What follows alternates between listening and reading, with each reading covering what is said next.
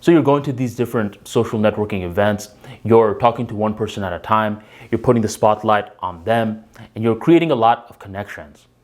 At this stage, we want to pause for a second, and we want to zoom out into the entire networking picture.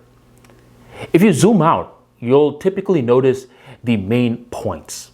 Rather than a lot of the small little details, you can focus on the big fundamental points.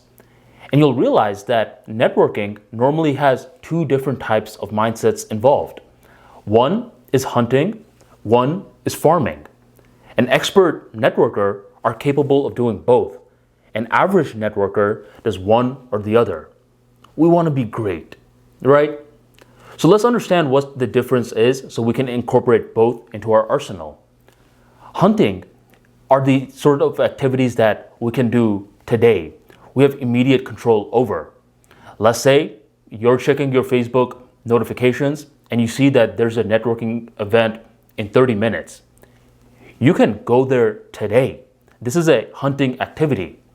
Once you go into the event, you know what else you could do? You could also break the ice with someone. You could also ask them questions. These are all hunting activities. Now, farming is something where you reap the rewards later on. So let's say you give this person your business card and you spend some time following up with this person. Over time, this person understands your ideal client and they refer you to someone who happens to be your ideal client. Over time, you finally get this person who ends up being a client, and this individual turns into, let's say, $2,000 for the package that they bought from you.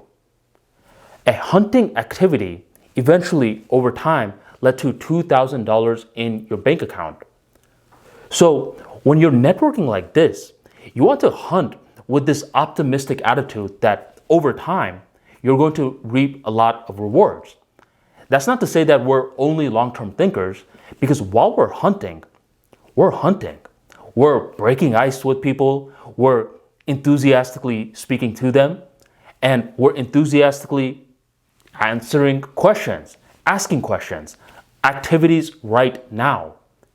But when you also have that optimism that all these activities that I'm doing now will still have fruits into the future, that's when you no longer just view networking events as isolated activities. Nowadays, it turns into this big picture. The bigger picture that you have, the more that you keep unlocking the farming mentality as well. You're also a long-term thinker. One without the other makes you suboptimal at best. You want to be the networker who hunts and who farms.